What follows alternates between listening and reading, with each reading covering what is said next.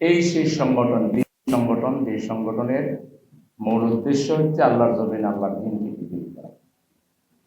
এই সংগঠন করা এটা অন্যদের কাছে একটা বৈষয়িক লাভের বিষয়, দুনিয়াবী উন্নতির বিষয় হতে পারে, আমাদের কাছে এটা ইমানের অপরিহার্য দাবি।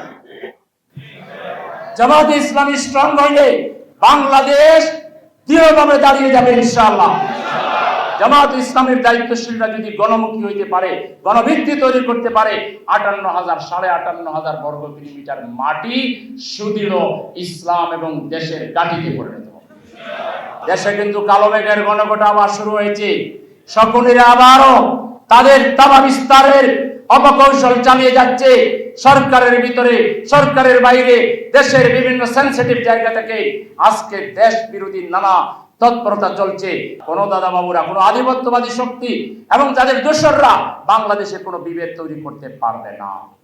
এজন্য দেশ রক্ষার জন্য, ইসলাম রক্ষার জন্য, ইমান রক্ষার জন্য জামাতকে আগামী দিনের বাংলাদেশের মেইন স্ট্রিম পলিটিক্যাল পার্টি হিসাবে আনার জন্য আপনাদের ঐতিহাসিক দায়িত্ব পালনের দরকার আছে।